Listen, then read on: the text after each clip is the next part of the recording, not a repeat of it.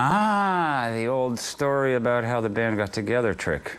Sometimes it feels like this band just got together yesterday, and sometimes it's like back when Kane was able, way before the stable. Well, Tom and I had been friends since I think we were 14, 15 years old. I spent every summer up in New Hampshire at Lake Sunapee at my parents' summer house. And Tom lived near there all year round, and every summer we would get together and hang out, and we both loved the same kind of music.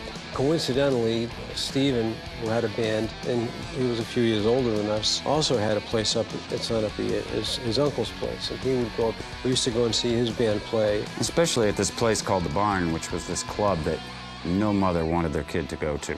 He was looking for a new situation, and he had come and seen Tom and I play, and he saw that we were just like kind of go for the throat rock and roll.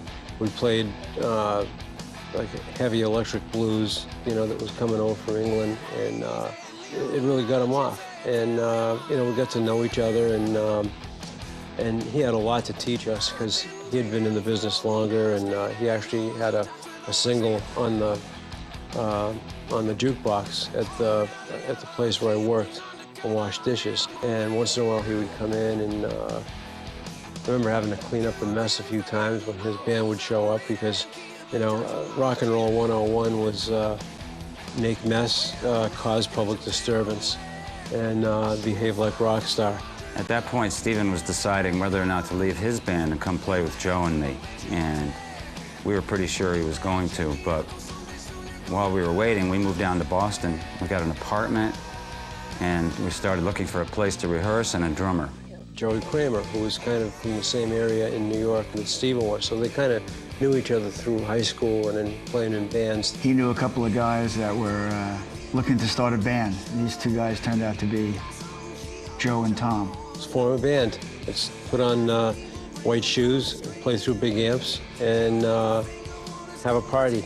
Our first gig at that point was at our high school, which was right near where I grew up, called Nipmuc. It was a high school gig. It was one of the first ones.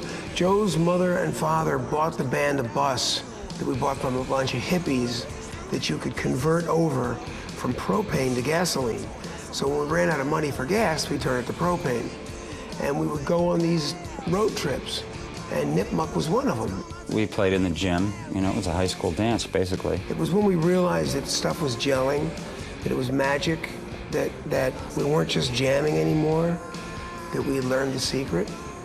And I'm not quite sure what that is, but we learned how to be a band and how to play together and how to make it sound heavy.